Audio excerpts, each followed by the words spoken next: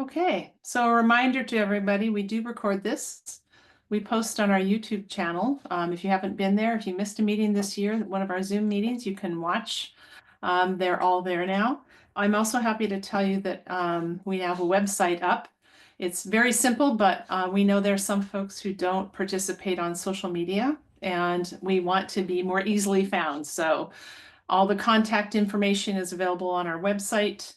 And of course, you can follow us on Facebook. We try to keep a lot of current communications going out through Facebook. So if there's something going on in the North Precinct, we're usually kind of out there trying to let you know about it, if it's public safety or anything related to North End living. So I want to thank our board members. Again, I always say you guys see my face a lot, but our board members are right here with me doing all the work as we organize. Susan Strank, our VP, couldn't be here tonight. She was busy, but we've got, and Andy Purzhoff, Melinda Jacobson, Diane Vincent, Nancy Rawhauser, and Cheryl Bishop. So thank you all very much. And I also want to thank the Seattle Police Foundation, who covered our Zoom license for this year. We appreciate that. I always like to check into and see if we've got any of our North End City Council members or their representatives on. Usually we have from D4 Wendy Sykes. I don't see Wendy.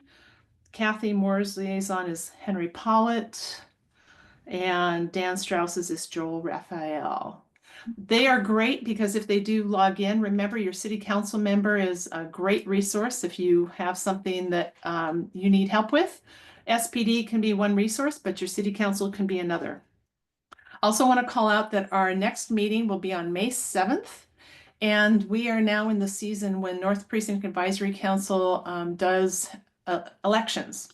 We elect officers, and then we ask for people to consider joining the board. The board positions are not elected positions. The current board reviews those who are interested in being part of the board, and we bring to you at the June meeting both the election for the officers, and we present those individuals we think would be great to be on the board, helping to organize these meetings. If you're interested, we encourage you to consider it. We will send out a document in the next few days that gives you just a quick blurb about each position so you know what it entails, how much work it is. It's not onerous, and we encourage you to really think about it if you want to do something meaningful to participate in North End. Okay, so with that said, I would like to take a moment to introduce our, let me see, there you go. I'd like to introduce our speaker tonight, Jacqueline Helfgott. And if you have been around the North End for very long, you've probably heard her speak. We try to check in with her every couple of years to get an update on things that are going on. She's a professor at Seattle University, and you're probably familiar with the Seattle Public Safety Survey, and also her work with the SPD micro community policing plans. So with that, I am going to turn it over to you. And I think you have the tools you need to show your screen. Is that right? Yeah, thank you. Yeah, I'll try to share my screen here. Thank you for having me, and I'll mention that I do recognize some of you. Hi, Lieutenant Haynes. Hi, Rudy. Hi, Mergatu. So great to see some of you. I know a number of you have come to the dialogues that we've had. Hi, Sarah. I see you there too. And I do want to mention that you guys, you're getting the very first sneak peek at the results from the Seattle Public Safety Survey, because I just yesterday, I think, got it posted up on the SPD website, so I haven't even blasted it out yet. So we do have the North Precinct results here for you, but this is the we have not publicly posted any of it yet, but we will be doing that soon. So let me just try to share my screen and hope for the best here. Okay, you can just tell me. I'm trying to do it so I can you see that? Yep, we can see it. You're in. That looks good. Okay, all right. And what I have here is what we usually show. We're going to be for those of you who already know about the Seattle Public Safety Survey, we do it every year from October 15th through November 30th, and so it takes us usually a few months to do the whole report. So we're just now releasing the results from 2024. And so what we have been doing every year is from May through August, we have community police dialogues where I'll do a quick overview of the results, and then we'll break it up into a dialogue. I know a number of you have done the dialogues in the past, but I'm happy to just go over the results with you tonight. And then if you have any questions, and then if you have any questions about the dialogues that are coming up, I'm happy to answer any questions that you have. So do you want me to just get started? Okay. So let me just talk a little bit then about the micro community policing plans. Most of you are probably familiar with the MCPP, but the MCPP started in around 2014, 2015. The whole idea of the micro community policing plans was based on the idea that that every neighborhood in Seattle is alike, and that there are a lot of differences across neighborhoods in terms of public safety concerns. So there is interest at SPD in collecting data on community perceptions of public safety at the citywide, precinct, and neighborhood level, and so that SPD can more systematically collect information about what matters around issues of public safety to people who live and or work in Seattle. And prior to the survey, there had been more ad hoc sort of gathering of data from community members, but this was an attempt to have a much more systematic way of collecting data from anyone and everyone who lives in Seattle who wanted to participate in the survey. Or in engagement with SPD. So the micro community policing plans is made up of the annual Seattle Public Safety Survey, which we now we're in the 10th year of the survey. And then another part of the MCPP are the community police dialogues that we do in between survey administrations. And then the public facing SPD MCPP website, where we post all the reports, and SPD data driven has a lot of has an interactive dashboard where you can put in your neighborhood and look at the changes over time from all of the years of the survey. And the other thing about the MCPP is that it was created keeping in mind that most people's reality of crime is made up of the actual incidents of crime, but also perceptions of crime. And so the reality of crime for most people is what they think about crime, regardless of the actual crime data. And so that's why community perceptions matter. And the survey collects data on quality of life elements related to public safety that I'll talk about as I go through the results from the survey. The other part of the MCPP is the collaboration with Seattle University. And so a part of the collaboration is the research analysts that we have working on the project. We don't currently have we have a stand-in for North, a research analyst right now, but we've just hired a whole new team of research analysts. But we've had 55 students that have been in these roles. We have a student assigned to each precinct every year. So we try to have 6 students on the project every year. Last year we only had 4, but this year we do have 6, and we will have one devoted to North Precinct. So we have our current team is Raphael is taking over for North until our new student takes over, and then Ava and Talia and Kira, you may have met them on some of the dialogues. And so the survey is administered in 11 different languages. And you can see here the results that we've had every year from 2015 to 2024. We've had anywhere from over 5,000 people complete the survey to over 11,000. Last year, we had the last couple of years over 10, 11,000 people complete the survey.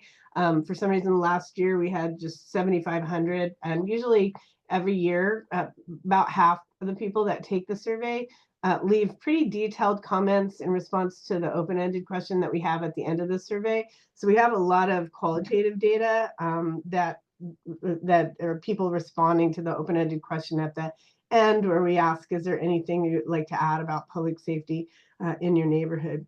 And then one of the jobs of the student research analyst is to read every one of those comments and code all those comments for themes. I'm not going to go into this except to say that these are the demographics for the 2024 survey. And if you go to the report, if you go to the SPD MCPP website, the report is up currently. And if you read the report, there's weighted and unweighted findings in the report. And the reason that we do that is the survey was intentionally designed as a non-probability survey. And the reason for that is that we wanted anyone and everyone who lives and or works in Seattle to be able to take the survey and provide input. So it's not a probability survey, which would be a random sample administered to a random sample, and not everyone would have the opportunity to take the survey. The benefits of a non-probability survey is that we're also able to collect that deep dive qualitative data, and we're able to collect the data at the neighborhood level, the 58 neighborhoods. It would be almost impossible and extremely expensive to collect that neighborhood level data at with a probability survey. And so what we do to deal with the issue of generalizability, which is a drawback of non-probability surveys, is that we statistically weight the findings on the back end. We take the Seattle census data, the US Census data for Seattle, and we statistically weight the results based on gender, age, and race. And so if, for example, we had a lower number of people in a particular race or gender category than is represented in Seattle, we'll give that underrepresented group more statistical weight in the findings. So when you go to the survey findings, that's what the difference is between weighted and unweighted. We do weighted findings at the citywide level, and we do unweighted at the neighborhood level, because once you get down to that neighborhood level, you want to see exactly how many people participated. Every year we haven't changed the survey much every year. We've had a couple of questions here and there, but the actual drop down menu on the survey collects data about 72 public safety concerns, and just asks people, what please identify any of these on the drop down that you're concerned about. And those 72 concerns are the same every year. And then on the right hand side of the screen are themes that were in the 2024 survey. Those themes somewhat change every year. We take the themes from the prior year and then we use those, but sometimes people don't say anything about those themes. So every year we might add new themes that reflect what was actually in the qualitative data in that current year. So for example, during 2020, people were talking about public safety issues related to wearing masks and COVID and all of that. And of course, we're not seeing that this year. This year, we actually saw there were a lot more comments about gun violence and juvenile violence than we had seen in previous years. So those were some of the themes that were added. These are the citywide results for 2024. And on the left-hand side of this chart on the top are the top public safety concerns for 2024. This is the same as traffic safety was the top concern last year. Last year was the very first year traffic safety was the top concern. Prior to last year, the top concern had always been either police capacity or property crime going back and forth. So you can see here that traffic safety is number one, police capacity number two. It's pretty much the same as last year, except for homelessness dropped down to number 5. Last year, I believe it was number 4. So those top 5 are generally the same as last year with just some difference in order. The prominent themes on the right are the themes that were identified in those qualitative comments in response to the open-ended question. And we consider these themes important because these are things that people talk about at the end of a 15-20 minute survey. And it's pretty remarkable, especially when people take a survey that's relatively long like this, that how in-depth many people are with respect to their comments. And so figure if people are willing to take that much time at the end of a survey, then these are things that really matter to them. So the top theme in the comments also was traffic safety. Public order crime has pretty historically been a top, one of the top number 1 or 2 themes.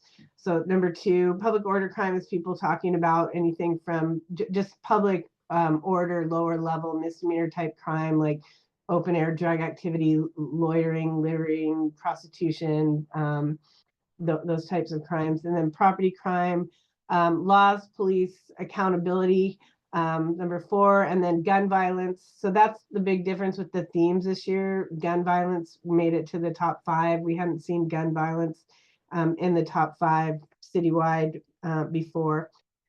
The other thing that we measure in the survey, and this is important in at the neighborhood level in terms of quality of life elements, and one of the reasons why we do this survey is that we're able to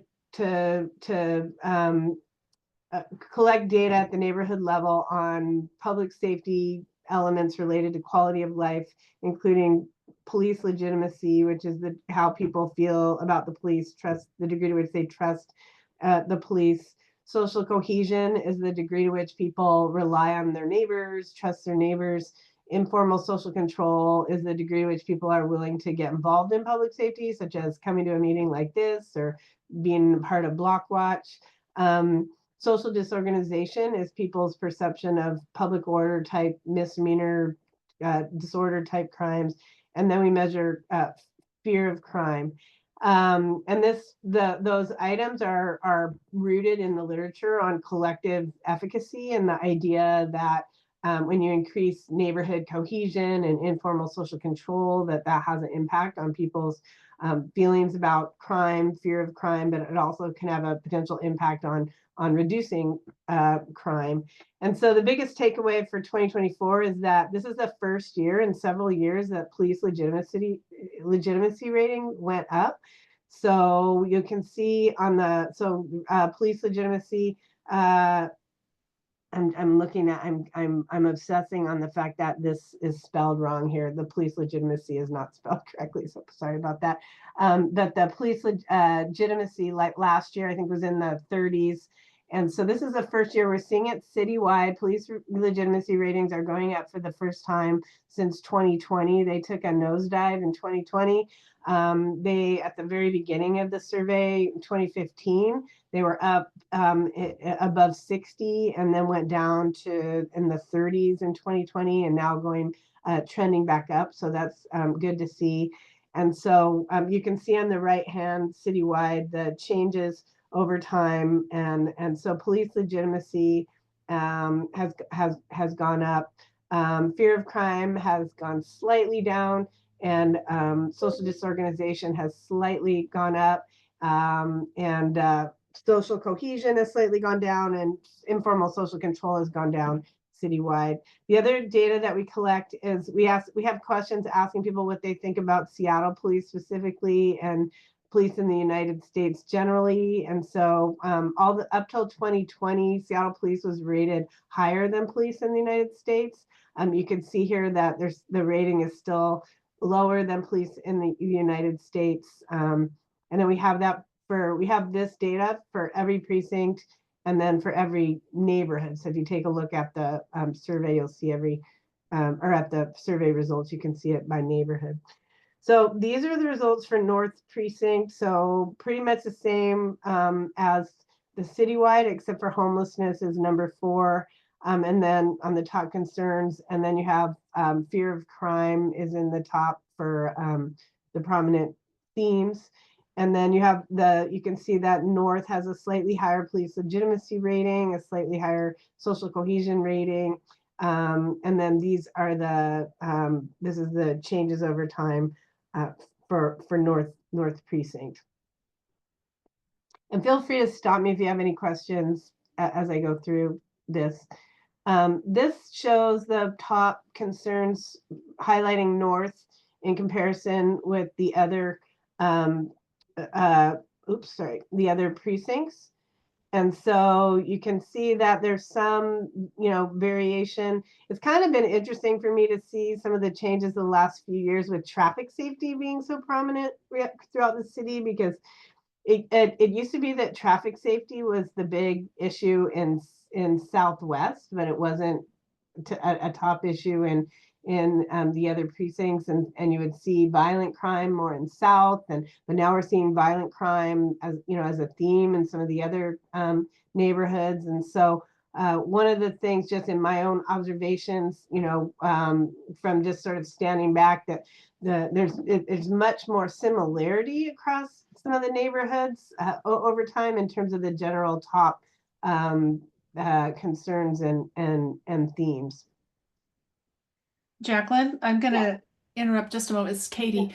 I'm just going to remind folks they can put their questions in the chat. If you'd like us to ask you questions as they come into the chat, would you like me to do that, or would you want to wait till you're done? Yeah, no, you can ask questions. I don't want to just, Okay. over things if people have any.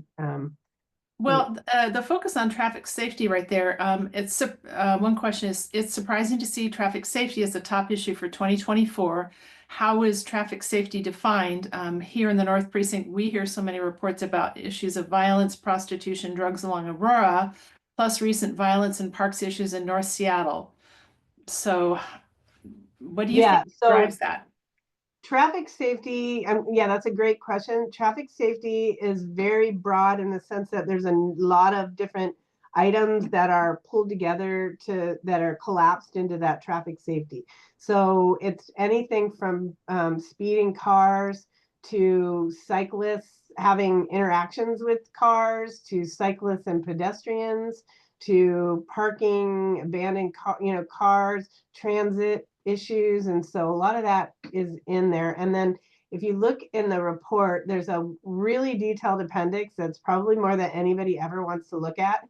But sometimes I get questions of, what questions got collapsed into the different items. And in the appendix in the back of the report, it shows what items got collapsed for the different, to make up traffic safety. But it's a lot that's in there. And then to your point about the homelessness and the prostitution. And so this public order crime as a theme, that's where the prostitution, so we do have a lot of comments in the narrative comments about those kinds of things. And then keep in mind, this is for the North Precinct as a whole. And in my upcoming slides, I don't have all of the neighborhoods to show you, but what I had the research team do for this presentation is identify the lowest and highest ratings on the different quality of life elements. So you could see how some of the neighborhoods differ. And so some neighborhoods, and I have, like I said, I haven't even, this is my first actual presentation I've done on the 2024 results. So I haven't even done a deep dive into the different neighborhoods, but I can tell you right now, I'm sure that we're going to see, there's the public order crime is going to be #1 in some of the neighborhoods. But so this is North. And the other thing I should mention about North, which is pretty interesting about North compared to other neighborhoods or precincts, is that North is broken up into very few neighborhoods for the actual size of North. And the way that those neighborhoods were first identified is that when way back when Chief O'Toole was chief, when this whole initiative started, the whole idea was to have the micro community policing plans to be a grassroots initiative where the captains worked with the community members, the advisory councils, to identify what neighborhoods they wanted to designate as micro communities. And that decision was partly made because of practicalities, but also made because of how, whether the neighborhoods were meaningful. But for some reason in North, the way those neighborhoods, like for example, I live in Ravenna, Bryant. Ravenna Bryan is not a neighborhood. It's all collapsed into Sandpoint. And so there's a lot of, we get that comment on the neighborhoods like that there's really big areas that make up neighborhoods, and they don't necessarily map on to the actual smaller neighborhoods. So you're going to see differences.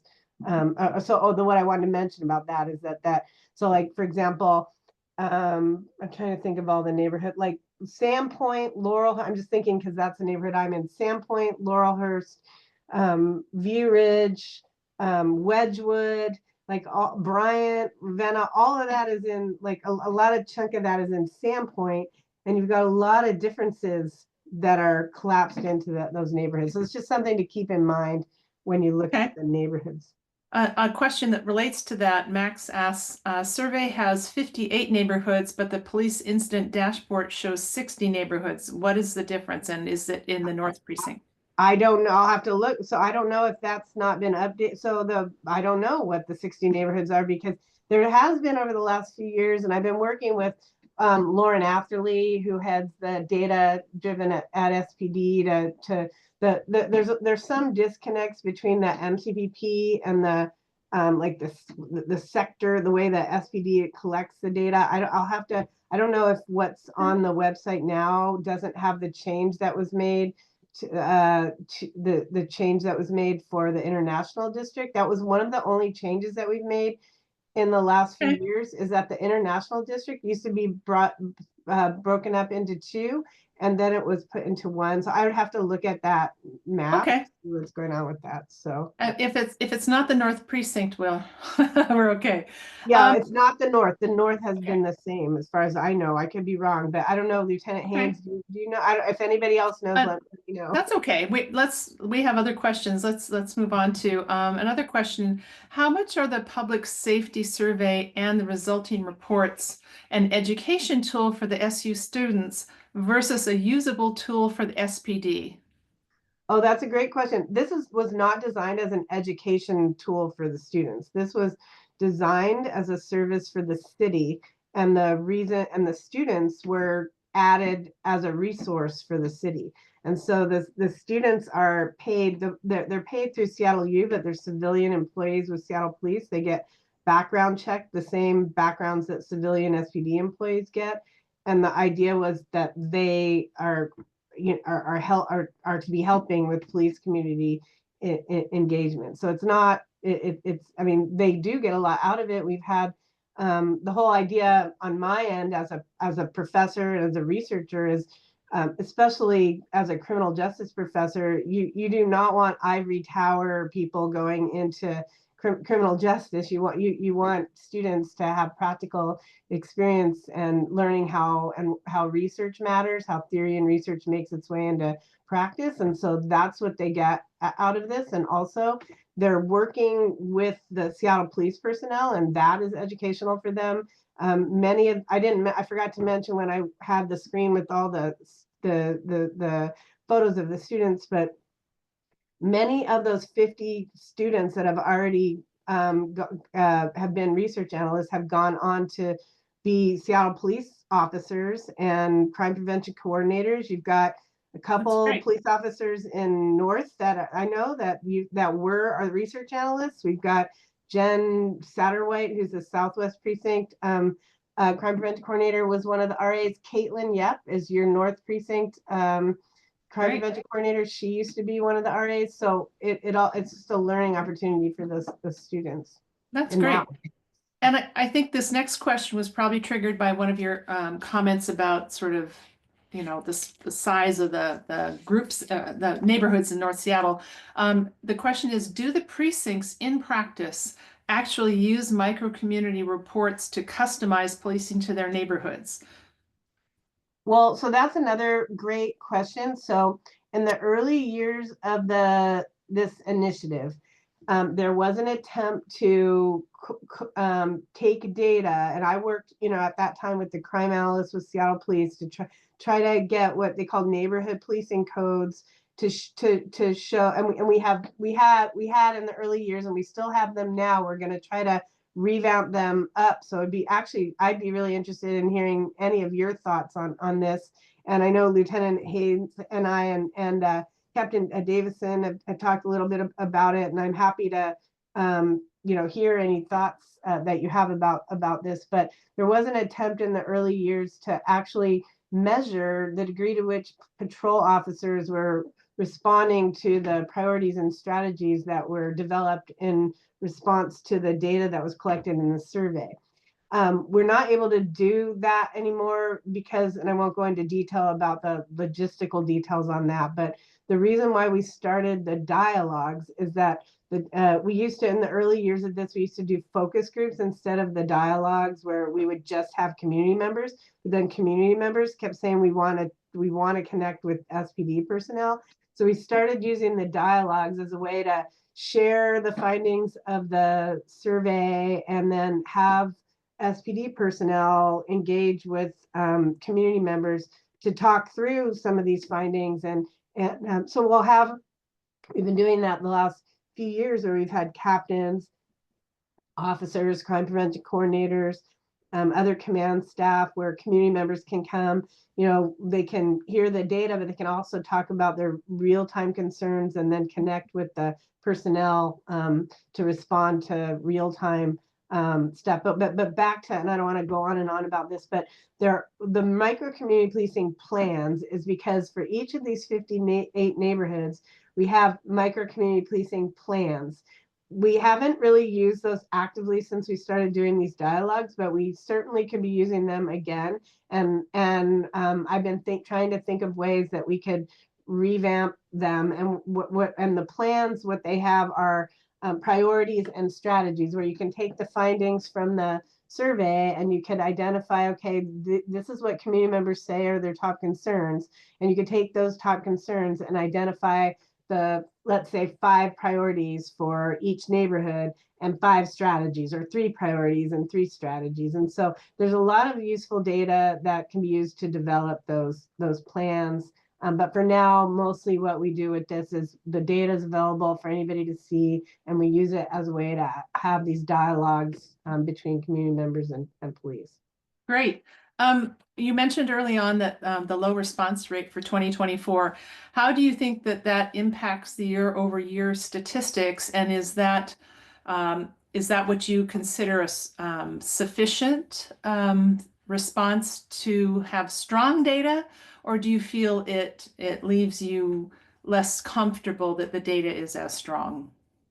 No, I mean, 7,000 is a really high number. Even the lowest we ever got was 5,000, which is a really high number. I mean, the problem with a non-probability survey is it's not random. We don't know in terms of the generalizability. It is going to have bias from the perspective of the only people that take the survey are the people who decide they want to take the survey, because it's not random. But more and more these days, and I've done a lot of research over the years into the probability versus non-probability. It's most probability surveys that you see are not really any better than non-probability surveys in this now digital age. And we actually last year, the year before, got second place. National Institute of Justice had what they called a Measuring Community Perceptions Challenge, and Seattle Police and I and Denver Police that also replicated this got second place in the challenge. And that whole challenge was an attempt to see how everyone could do better, and with non-probability surveys. And so that's a long way of answering the question.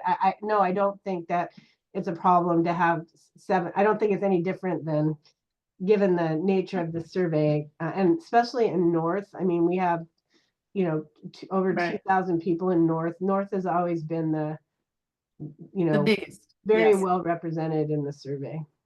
So I'll tell you what, at this point, we have about 10 minutes left for your. Okay, you want me to quick go through? I was going to say, why don't you choose whatever you want us to go away with? Since we've peppered you with questions, we'll just assume you finish up the key things you want us to know.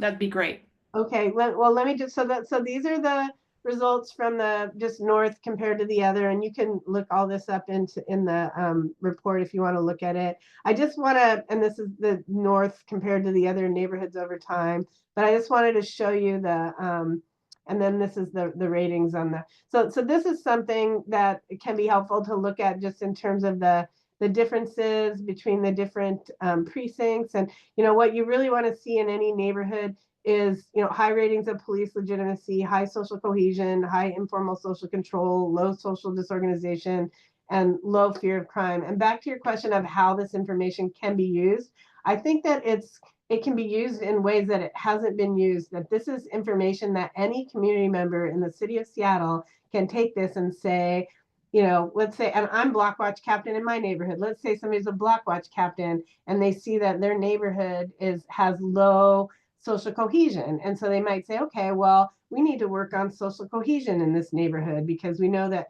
from the research that social cohesion helps reduce crime and reduce fear of crime. Or maybe you live in a neighborhood where there's low police legitimacy. We need to do something about police legitimacy. We need to have more events with the police. And so it's something that any neighborhood in Seattle can take and try to do better than what they're already doing. And it's not just for the police to do better. I mean, I know we do these police community dialogues, but anyone in the city can take this information and work to do better, to make changes on all of that.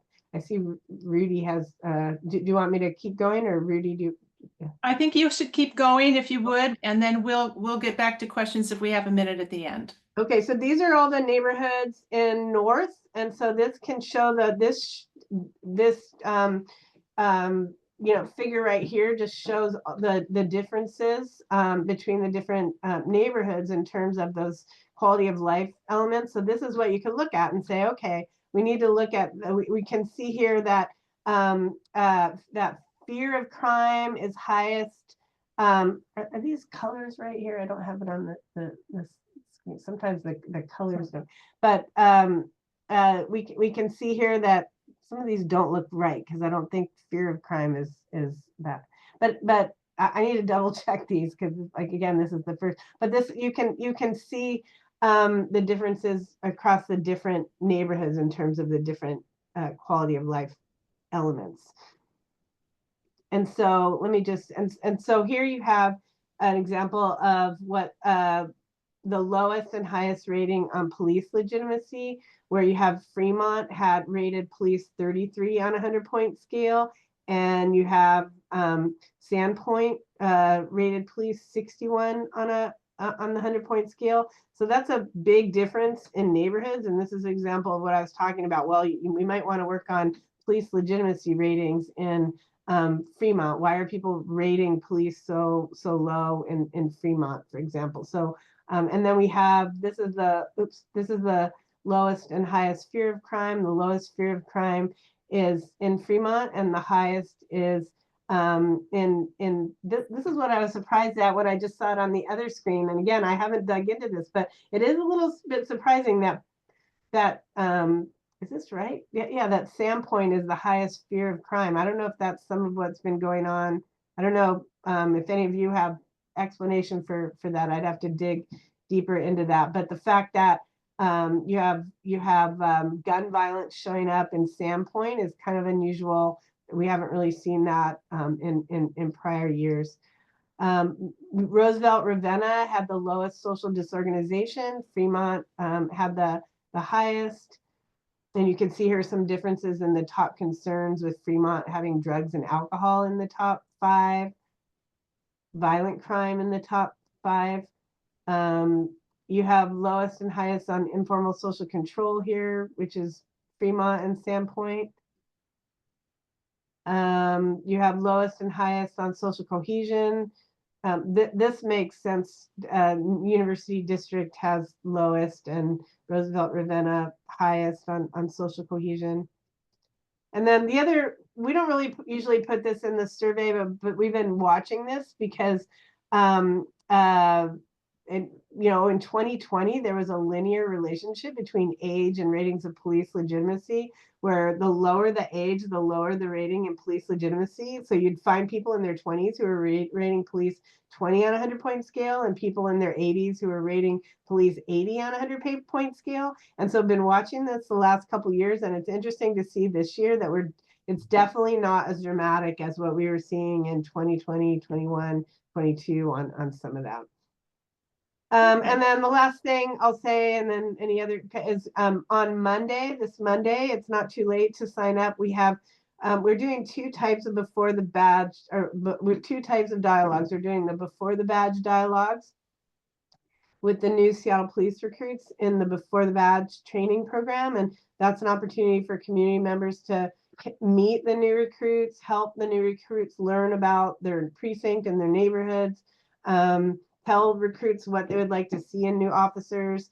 So it's a good way to connect with new recruits, and recruits enjoy the opportunity to meet community members at those dialogues. We do those in January, February, March, April, and then we'll do those again September through December. And then from May through August, we're going to be going back to do the community police dialogues, where we'll be having the precinct personnel, and it's more neighborhood precinct based. And last year we did 15 of them, but it really was kind of, we want to try to get more people to come to them and not be doing them so much. So this year we were doing 3 per precinct, but this year we're going to do 2 per precinct. So I'm going to schedule those shortly, and we'll be blasting out the information, but we'll be doing 10 over the May through August, and we'll have 2 for North Precinct. So once that'll go out on Nextdoor, and it'll go out through different channels. And so keep your eye out for that.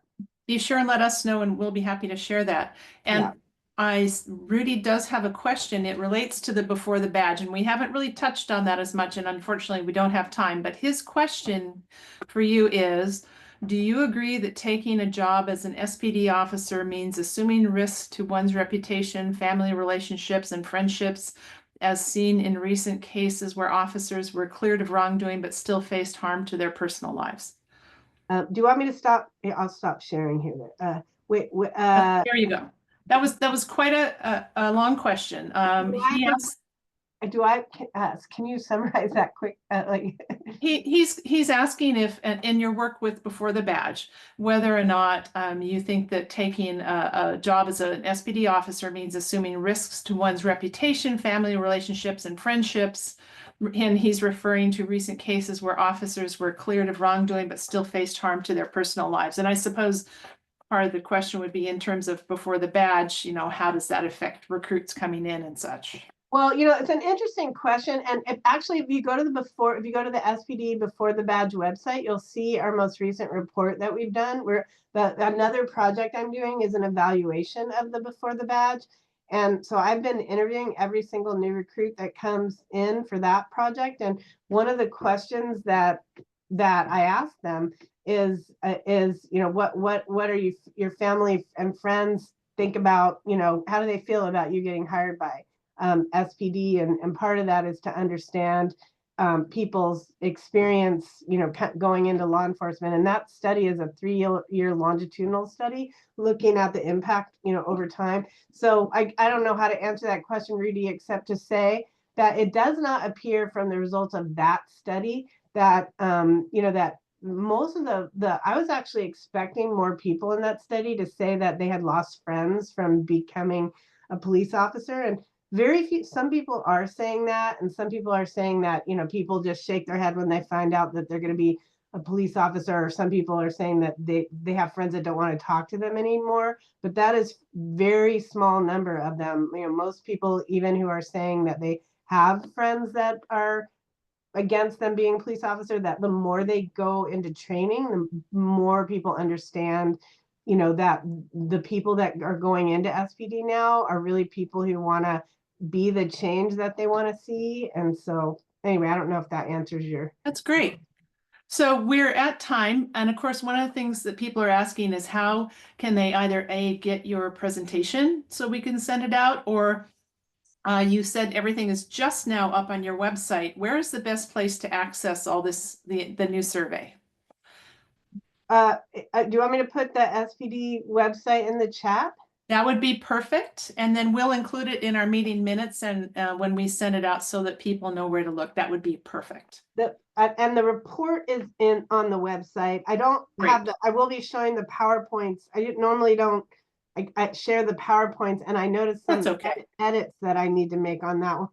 That's okay. I think people are mostly interested in the report. So we'll include the link in our minutes. And I'll also put a link to the before the badge, because the before the badge reports are on that. That's great. And with that, we'll make sure we get all of that included with our minutes. And of course, this is recorded so people can go back and listen to it again on YouTube if they want more. So, and it sounds like there are other opportunities. If they want to dig into this more, you're just getting started with us. So you'll be rolling out, and there are other opportunities for them to hear more about it. Yeah, they can come to the dialogues, and I'd be happy to send you that PowerPoint once I fix that. Yeah, I invite everyone to come to the before the badge dialogues and the MCPP dialogues, and please don't hesitate to reach out if you have any questions. Great. Thank you so much. We really appreciate it. It's a lot to take in, and we really appreciate you taking the time to come and talk us through it. Okay, thank you. Thank you very much. Thanks for having me. Bye-bye. Okay, Megan Westfall from the Seattle City Attorney's Office. You are up. Welcome. Okay, did that unmute me? Yeah. Yes. Hey everyone, again, Megan Westfall with the Seattle City Attorney's Office. So I didn't have any specific projects to update the group on tonight, so I wanted to take my few minutes here to talk about a topic that I get a lot of questions about. I know officers in their day-to-day work get a lot of questions about it, and our crime prevention coordinators, Caitlin and Sarah, who we're lucky enough to have with us tonight, also get a lot of questions about. And that topic is the chronic nuisance statute. And so the city of Seattle has an ordinance, it's SMC 10.09, and it allows us, by way of exercising our police powers, for the city to declare or designate a property a chronic nuisance property. And I wanted to take a few minutes to talk about like what the statute allows for, and then kind of some of the common misconceptions that I hear. First off, the statute allows us, like I said, to declare a property a chronic nuisance property. And that's not something the city takes lightly, right? Because it's really an extraordinary remedy where we are limiting a person's ability to use the property that they own.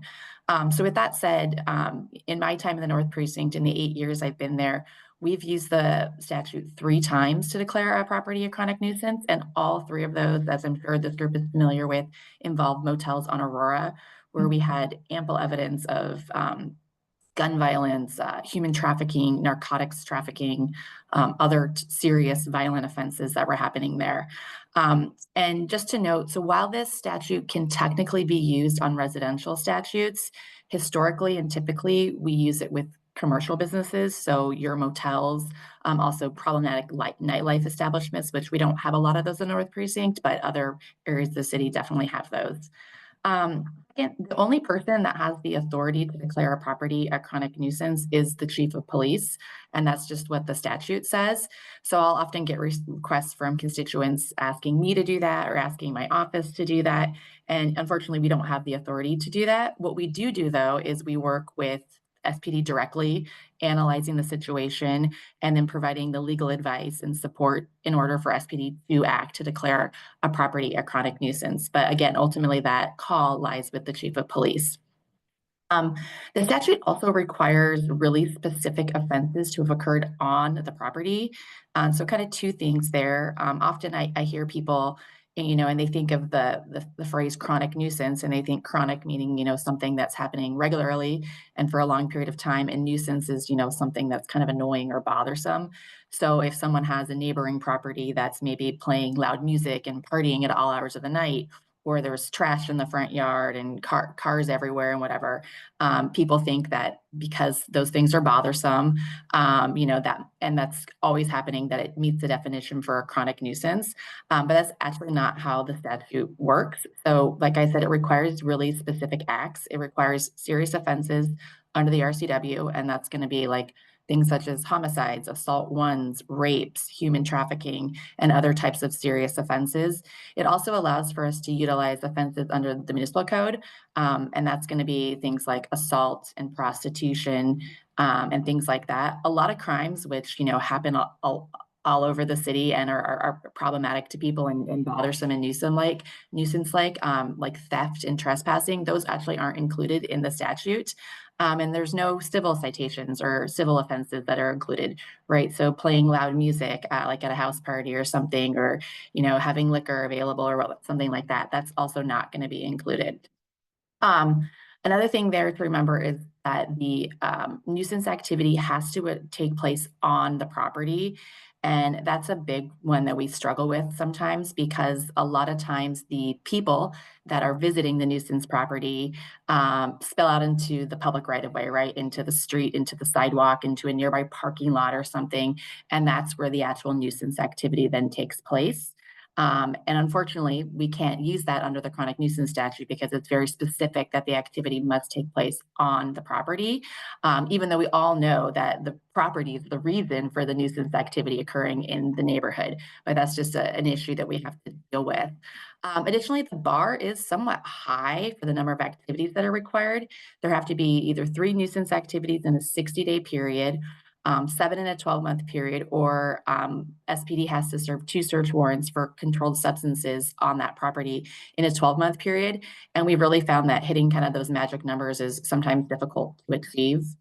Declaring a chronic nuisance property also requires documentation from the police department. A lot of times people will call or email me or any of our crime prevention coordinators and say that, they've been documenting themselves, they have a list, they have an Excel spreadsheet, things like that. Unfortunately, that's not stuff that we can use in our process. Eventually, if a property is declared a chronic nuisance, there could be litigation. And so we have to have police reports sworn under penalty of perjury that are properly documented in order to prove up the nuisance activities if and when we end up declaring a property a chronic nuisance and it's litigated. And then lastly, when people, think about the chronic nuisance process, we get a lot of people asking us or suggesting to us that this is a way to kind of shut down a problematic business. And that's, again, not how the statute works. The city can't require it to shut down permanently. The city can't take the property. We can't seize it and forfeit it. That's not what the statute allows for. What we can do is we can require the person to abate the nuisance, right? To stop the nuisance activity that's happening. And sometimes that does play out where the business shuts down for a period of time, just like we saw with all of the Aurora motels. But sometimes it doesn't play out that way. But also as part of the process, SPD can then require additional measures, right, to ensure that the nuisance activity doesn't start up again, security measures, inspections, regular check-ins and meetings with the police department, and things like that for a period of time. And that's all I have for tonight. And I see there's one question in the chat. I was looking at which law that I think because we're running a bit behind, if you could put your answer in the chat I think he wants a reference to the specific laws, that would be great. I do. And I think that was a good overview, because we all would assume nuisance would be something much more general. So, okay. Thanks. Thank you very much, Megan. We appreciate it. Hopefully we'll have a little more time next month. Thank you very much. And next up is the King County Prosecutor's Office. And I'm not sure who is with us tonight from there. Casey's here. Hey there, Katie. Okay, you are. And are you under your name? There you are. You're popping around. The name's at the end. I probably should have put it first. Okay, you got about 5 minutes, Casey. There you go. Thank you. Hello, how are you? And good to see everybody. There's, as always, been a lot that we've done out of the North Precinct, and the great teamwork with the City Attorney's Office too, and SPD. Really thankful for their work. So much of what SPD in the North Precinct, and really all over, but in the North Precinct does, almost never makes the news. And there are so many things that I think folks on this call would be reassured about, and also that the prosecutor's office does if they saw those kind of day in and day out cases, the car prowls, car thefts, unlawful gun possession, drug cases, home burglaries, commercial break-ins. Probably the biggest case recently that came out of the North Precinct is the arrest in the double homicide case that SPD and the U.S. Marshal's Office were involved with. Yesterday, there was an arrest of a second person in that homicide case at Baker Park up in Crown Hill. There were two people that were charged by the King County Prosecutor's Office, a 20-year-old and a 16-year-old. Those charges were filed for the 20-year-old in January, and then the co-defendant was charged in early March when he was still out of custody. But when he was picked up by the Marshal's Office, we had already asked for him to be held on $2 million bail. When he was eventually picked up, that happened yesterday, and that case is moving forward to I also saw there was a big organized retail theft case out of Ulta Beauty, which we know has just been really getting hammered by thefts. But we appreciate the work of SPD, and there's a lot of those cases that don't make the news, but still are charged. And I saw in Jacqueline's presentation the note about Sandpoint and about how it's unusual to see the gun crime there. We've been corresponding with neighbors there and with council members who are concerned about it, both at the city and county level, to show what the prosecutor's office has done to charge those cases, consistently rush file on those cases as we get them. Let me take a look in the chat to see if there are questions that folks have. I think they don't. Well, that's good. Well, we've been hearing a lot from Yeah, the there's a lot Northeast, today. so I think we're up to date. Yeah, Wow. well, that's great. Wow. Yay, We cruising through it Casey. ahead of time. Look at that. We appreciate you, and we will see you again in May. Thank you very much. It's good to see everybody. Take care. Okay, so next up, we have a visit from our crime prevention coordinators, Caitlin Yep and Sarah Lawson. There they are, and let me highlight them. We also have a short presentation if you're able to let us share the screen. Who is the person who is going to? Me. Me is Sarah, sorry. Okay. Hang on, let me add a spotlight and make you a co-host.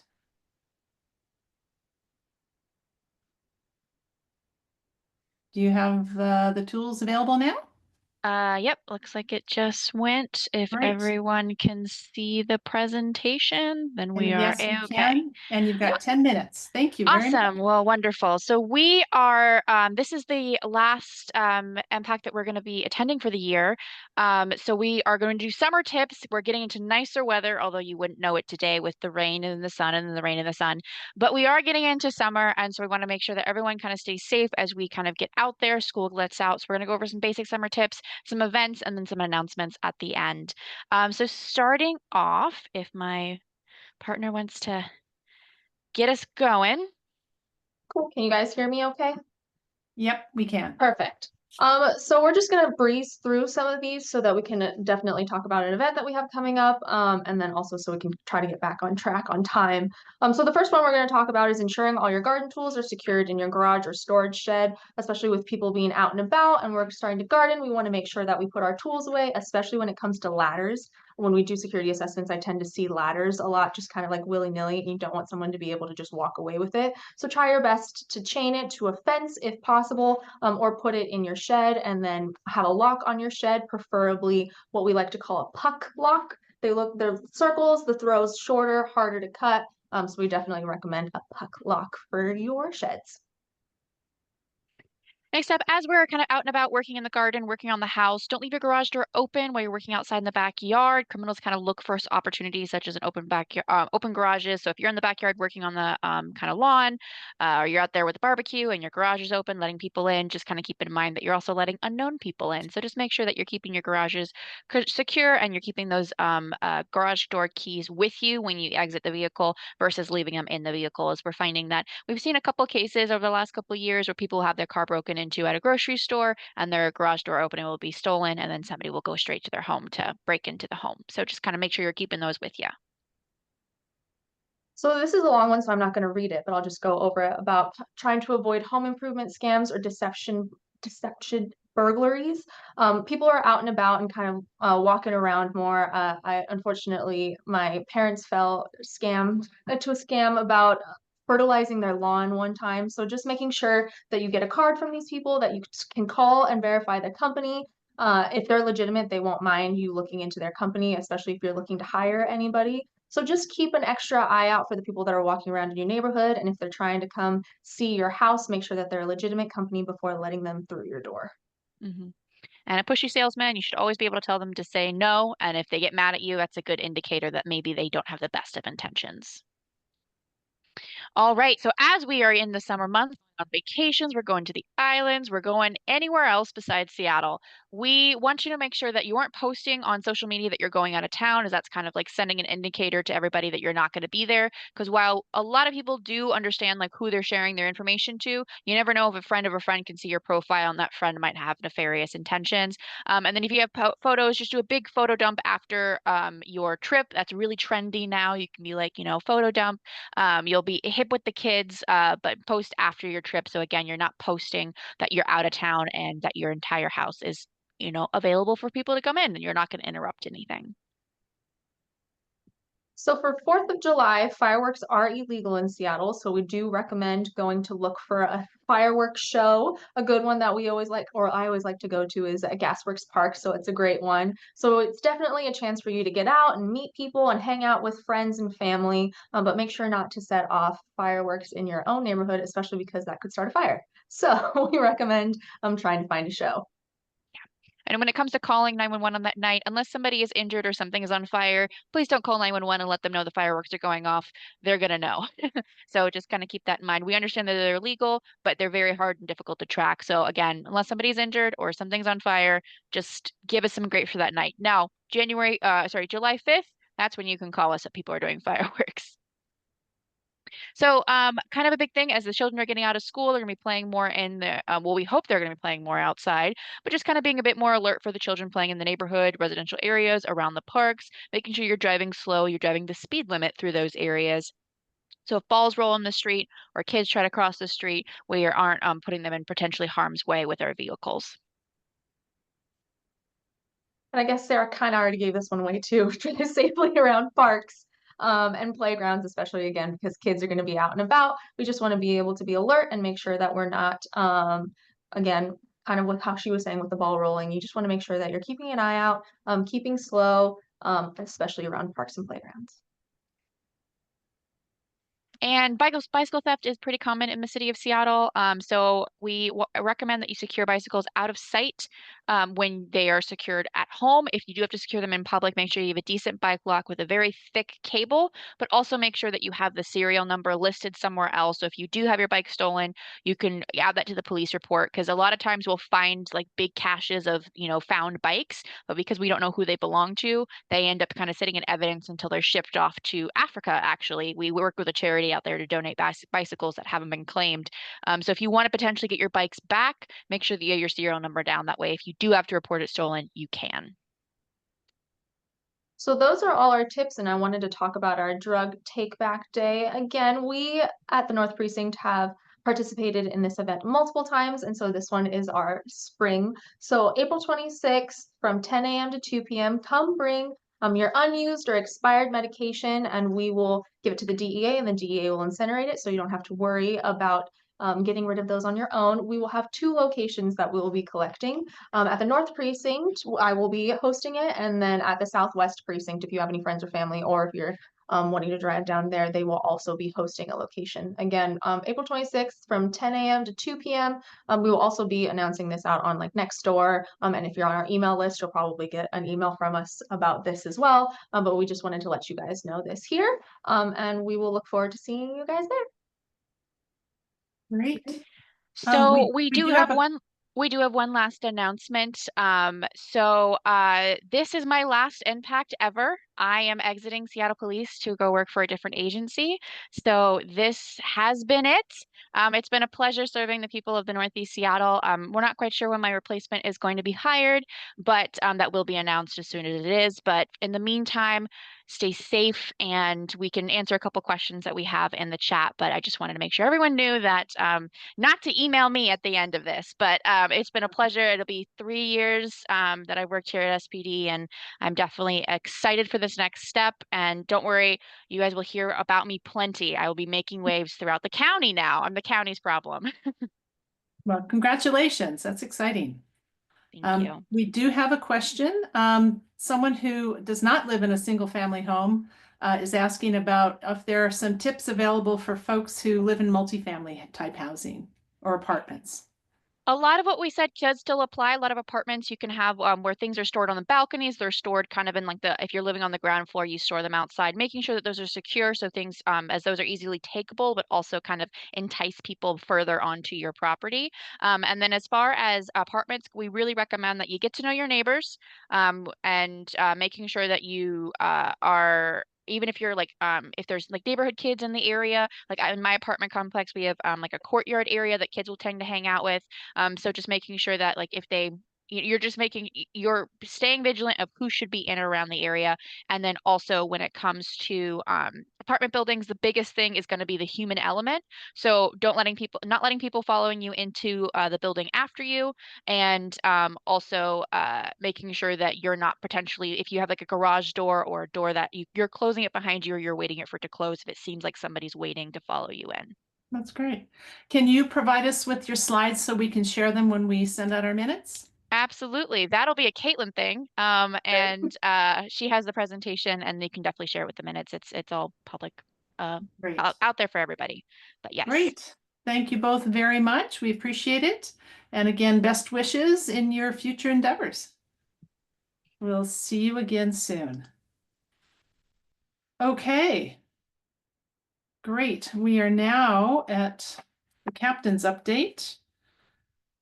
And I have to find the captain on this bank of people. Where are you? There you are. Let me make sure that he is available. Captain Davisson, are you at your computer? I am. I'm waiting for the permissions here. Oh, Do you want me to turn on my camera? Here we go. Let's see if that'll work.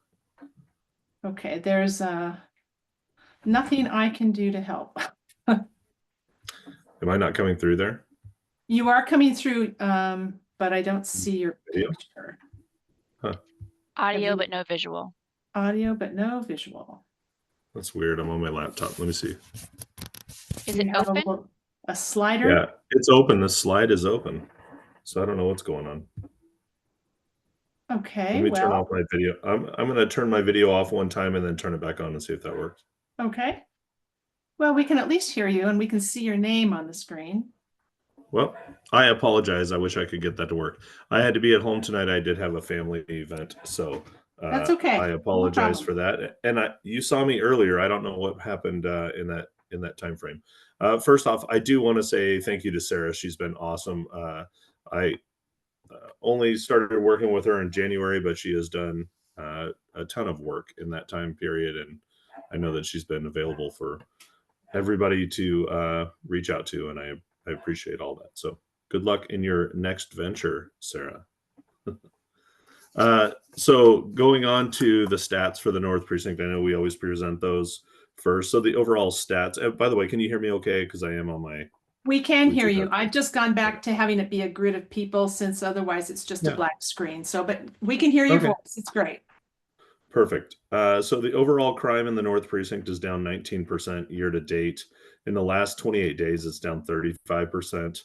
The violent crime is down 15% over the year to date and 20% over the last 28 days. Shots fired are up 35% year to date and up 9% in the last 28 days.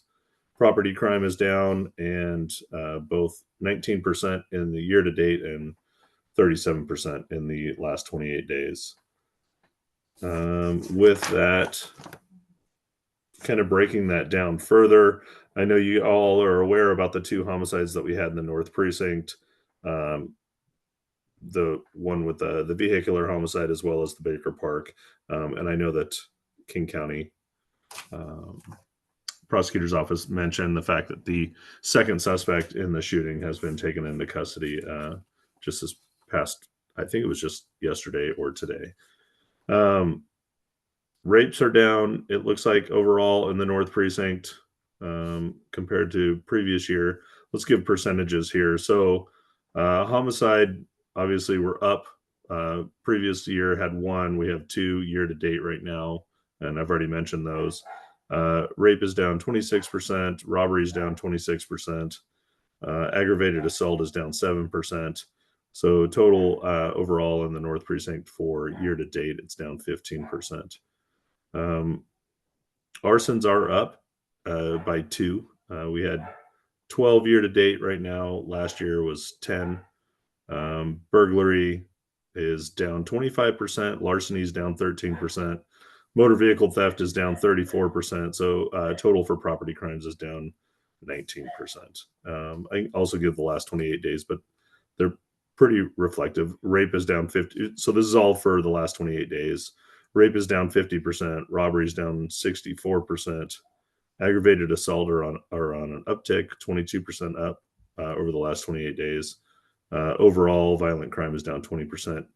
And then burglaries, arson's down 50%. Burglary down 40%. Larceny 35%.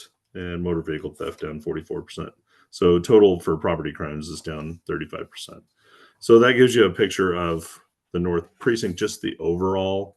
To give you an idea of some of the things that we've been working on, I have been meeting with the community down in View Ridge to discuss kind of the park situation for Magnuson Park and kind of a summertime plan for that. I met with the Parks Department yesterday to kind of finalize or to work on the MOU to staff a couple officers down in Magnuson Park. And as soon as we get that signed all the way around, then we can get that going. I believe that that's going to start. Don't quote me on this. This is off the top of my head, but I think it's mid-May going through September initially. If that needs to be opened up, that'll be based off of the Parks Department and their budget. So that would be 2 officers from the police department that would be on overtime funded by the Parks Department, essentially. So that is that area. I do know that specific to that area, I pulled all the numbers the other day for View Ridge, Sandpoint, and Magnuson Park. And all crimes in those areas are currently down. Whether it's shots fired, violent crime, property crime, they're all down currently. That doesn't mean that that's based off of the numbers that we know, right? The people that are reporting and the reports that are coming through. That's the known crime that we have right now. That doesn't mean that that's necessarily what everybody's experiencing or what they are seeing. I'm just telling you what the numbers are showing right now. But we are kind of positioning for the summer to make sure that we're able to address the issues in the area before they start. Also on Aurora, I've been meeting with business owners along there. I know I think it was last week, I met with the mayor's office and several businesses on Aurora to kind of work on next steps and how we can improve the safety and livability along the Aurora corridor. So those are just some of the things that I've been doing. I know that our CSOs have been out contact. I know that I saw Jane Dorr was mentioned in the chat. She and the other CSOs have been out working hard along Aurora to contact each business to find out, kind of what is concerning to them, how to best address the crime in their area, and how we can, help out. So I know that Caitlin, she's on here. She's currently working on a project as well to kind of give an overall SEPTED report, or I don't know if it's an official report or a SEPTED review, I should say, of the Aurora corridor to give us kind of an idea of how, again, not all crime and not all the issues should fall on law enforcement. We can't correct all the issues. Essentially, we have to work with all the city departments. And so the idea there is, for whatever items need to be improved to improve the safety and livability on Aurora, whether that's SDOT for lighting or helping with some streets or, reducing speeds or whatever she can point those out and we can get them to the right city agency, and hopefully some action can be done on those. So that just gives you an idea of what's being done outside of SPD. I know the King County Sheriff's Office has been doing additional enforcement along the bus routes along Aurora as well, to make sure that people are safe, and is also increasing kind of response and visible presence in the bus stops whenever they can. So to give you some highlights, some of the good things that have been going on in the North Precinct, I do all the Oh, we're losing you. SIRs, the significant incident. Also keep track of the good work that officers are doing. Oh, can you hear me? You broke up for a minute there, but you're back. So Okay. You're okay again. Let me pull my other sheet up here. So since the last time we talked, some notable events that have happened. So we had our CRG officers have been patrolling Aurora as well as Lake City and some of the other high crime areas. On the 21st of March, they arrested a drug dealer at 105 and Aurora and recovered quantities of narcotics as well as some money. I want to get to some larger ones here. Another operation with CRG, they arrested a suspect. Let's see, traffic stop. Actually, I have the notes over here. Excuse me. They arrested a person for DUI and ultimately noticed some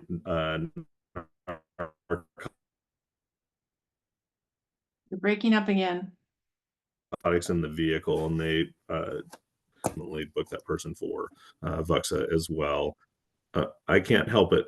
It's my connection. Can you hear me? Hello? Yeah. Hello? And we'll just keep going, and Hello? you'll come in and out. You're good. Hello? Okay. Yeah, I'll do the best I can. I do have my headphones on, so it is what I can do. So our Vice unit has been doing prostitution loitering operations on Aurora. We've also had our GIU, our General Investigations Unit, doing some operations on Aurora related to organized retail theft. We've had the GVRU, larger ones. So we had a person that was responsible for over 20 bank robberies, in not only in Seattle, but in the surrounding areas. But I believe 15 of them were in the city of Seattle. They got information from our patrol officers that were out and about looking for this person. They found a location of them. They called our GVRU, who kind of conducted some surveillance and ultimately called in our patrol officers to make an arrest on the suspect. So that person was booked and brought down to our robbery unit as well. University District, a couple of notable events there. We had a suspect that was asked to leave a business, and he pulled out a firearm and pointed it at an employee, and then did some property damage. Officers were able to locate and arrest him.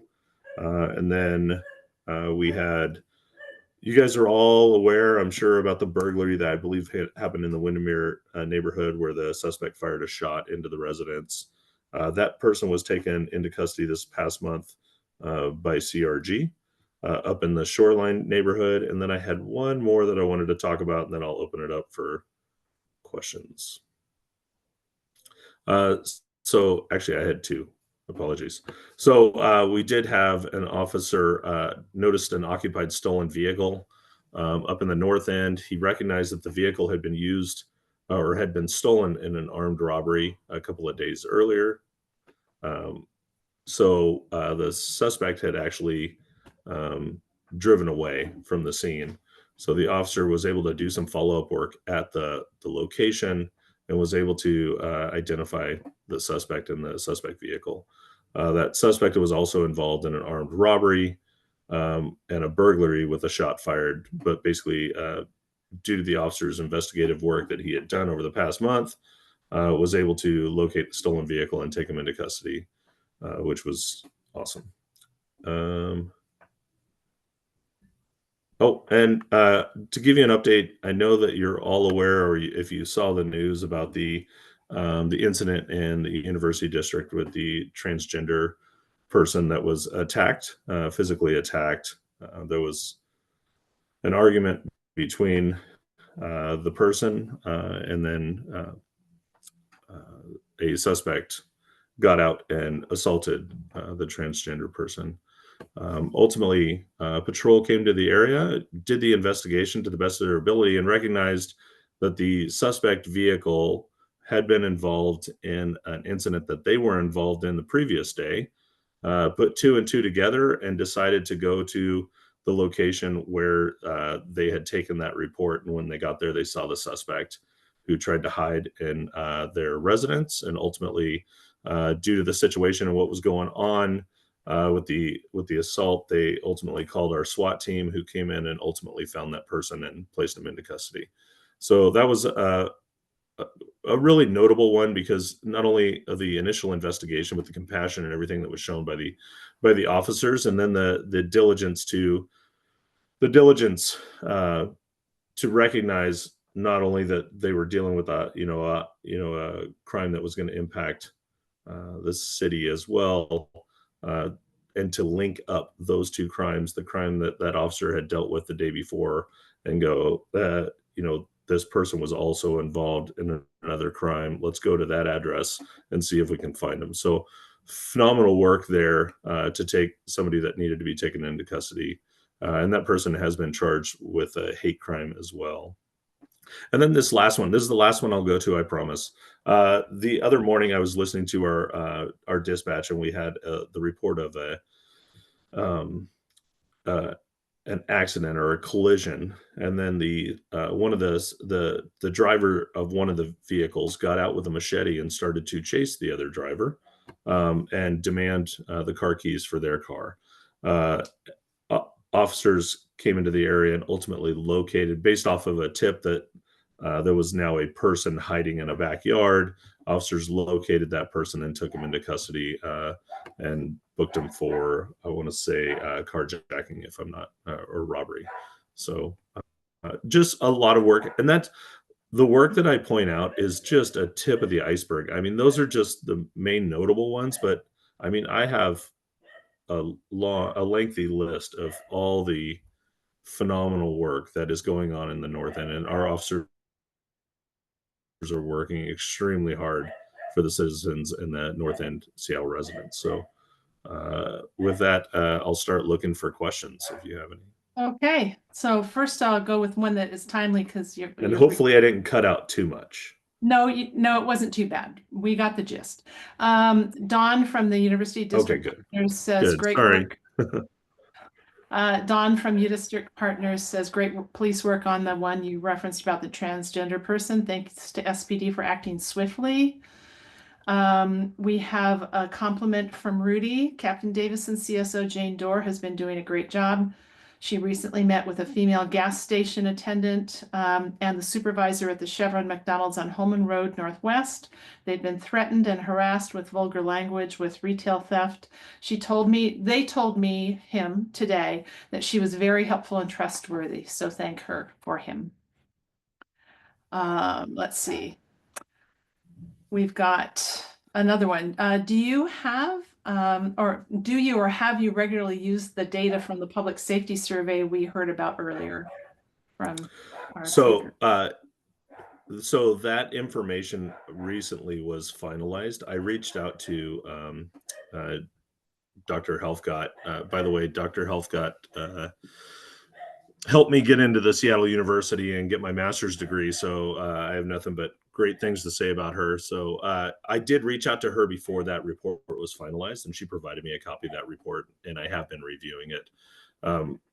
But I mean, there is a lot of information there, but it's all valid and valuable information. And I think one of the biggest points that I see is that police legitimacy is how can we improve our relationship with the public and the community members. And I've been doing my best, and I know a lot of our patrol officers as well as our CSOs have been doing more reach out to the community and trying to get out of our cars and going to talk people and going into community meetings and having those sit downs and learning. I mean, as I mentioned at the beginning of the call, you know, we see what's reported to us, but we don't necessarily see the whole picture. So getting out and hearing from people to find out what their major concerns are and how we can work together, because we, you know, without the community and without business owners and people talking to us, you know, we're not going to get that full picture, and we do need that to see how we can best address crime and you know, try to prevent crime. So. Right. So that was a long-winded answer to say, yes, I've seen it. Yes, I started reviewing it. Great. Let's see, another question. Do you still have a bike patrol? And if so, how do you see using them in the coming summer months? Yeah, so I know our Ops Lieutenant Garth Haynes is on here right now. What we've been bouncing around so we don't have a specific bike patrol, but we do have a lot of bike trained officers in the North Precinct. But we don't have like the West Precinct has a dedicated bike unit where they have a sergeant plus all the bike officers that are dedicated to bike patrol. We don't have that in the North End, but we do have bike officers. So we do have the ability, and we still have the bikes. We still have the ability to go out, and we're bouncing that conversation back and forth about how do we address it in the North End. It is a little bit more of a challenge in the North End to use bikes, because if we use them along Aurora, there's a safety issue there, right? I mean, you have people that are going by at 60 versus downtown where you have people going by at 25 or 30 miles an hour. So it's not that it can't be done. It's that there has to be a lot more thought put into it and where we're going to deploy those bikes and how we're going to deploy them. And yes, our intention is to have bike patrols at some point in time. How those look, it'll more than likely be sergeant aware that officers are out, and a 2-officer car going out with 2 bikes on the back so that they have their own PIU available for any kind of arrest that they make, and then they can do some proactive work. And it may, you know, be 2, maybe 4. It all depends on our staffing and how we can do it. So. And a PIU is what? Police interceptor unit. It's the police vehicle. Okay. So we have. So they can have both the car and the bike. Yes. Yeah. So they have the bike rack on the back so that they can throw their bikes on there and still be able to drive out to a location. And that's the other thing is the size of the North Precinct, right? You can, in the West Precinct, you can ride from one area of the West Precinct to the other and not be gassed too much. But in the North Precinct, if you try to ride from Sandpoint over to Golden Gardens, you're not going to make it for probably half a day. So probably true. Okay, yeah. Another question. Any thoughts on why crime is down right now? Is it seasonal or something else? Well, I want to say kind of both, probably, right? So we have been doing kind of an intervention on Aurora, and in the Magnuson area, we are having kind of directed patrols. We have people that are driving down through there whenever they're not on calls. But specific to Aurora, I have been tasked with trying to get as many follow-up units and people doing other jobs on the department to try to come and help out on Aurora. So some of the things that I've mentioned, GVRU, CRG, GIU, our General Investigations Unit, is out doing the organized retail theft operations. Our Vice Unit has been doing operations. I ran into our narcotics lieutenant today, and he said that they were actively working a case right now on Aurora as well, and know that they generally go after the bigger fish, right? They're not going for the street level crime. They generally go for the bigger narcotics dealers. So everybody's trying to touch Aurora in some way to help bring down the crime. And so I can't really say that, you know, SPD's wholly responsible to it, because we all know in the winter months and when it rains, it gets a little colder and not as many people are out and about doing things. But, you know, I do want to say that we are working really hard as a department to try to impact some of these higher crime areas. And it's not just, I mentioned Aurora, but, you know, it's not leaving anything else out. I mean, our officers are still working hard, and there are other areas in high crime areas throughout Seattle that those units are also tasked with trying to help out too. So great. Well, we're right at time, but I'm going to slip in just a couple quick ones, so we'll slightly go over. Sure. One is, are you aware of the prostitution currently going on at Licton Springs Park? I will look into that. I am not aware of it personally, so That's yeah, great. I'll write that down, and then I will have one of our project officers kind of do some research and find out what they can find out, and if we need to get our vice unit involved to see if there's something that we can do, we'll deal with it. That's great. Okay. Thank you. Also, Yeah. Rudy wants to call out to please keep an eye on Crown Hill if staffing's available. It's been quite a show of unreported incidents over the past week. Very dangerous group of people committing copper wire theft, retail, and drug-induced related crimes. So that's, Are we talking about at the Crown Hill motel, or are we talking about something else? that's a good Are question. we talking about the Rudy, area or the, yeah, That'd be what- 85th and 15th Northwest, kind of between 80th up to Holman Road. We've I'm got sorry, you said 85th and what? I missed that. 85th and 15th. It's Okay. It's not Baker Park, but it's the perimeter around Baker Park that we're seeing an increased activity. I think they're being moved from Greenwood, Aurora, but they seem to be gathering over on our end, and we're not getting any relief. It's gotten kind of nasty for those that do retail and work in the shops in our neighborhood. I mean, Hey, Rudy, can you do me a favor and send me an email about it, and we'll follow up on it. Okay. Okay. Thank you. That's great. All right. Thank you, sir. I appreciate it. And Anything else? I think that the last we're going to end up, which I think makes a lot of sense. Diane asks, is there any way we could get a list of all those darned acronyms, like what they mean? We We could well, just I can, publish I it. can. Well, I don't know about a list, but I can tell you all the ones that I mentioned right now if you want. You know what? That's So- okay. I don't think we'd remember Okay. them. It's more of a kind of a getting into police speak. As long as you Yeah. define them as you go along, I think we'll be fine. I try to because I do know that, like, if I said our GIU unit is working on the ORT, that doesn't mean anything to most people. So, but That's it means right. a lot to us. So, Yes. Well, I think Well- we are at time. We're just a couple minutes over time. Thank you, everybody, for your patience. We really appreciate it. Thank you, Captain. absolutely. And hope you all continue to enjoy spring. We will announce our May and June speakers soon.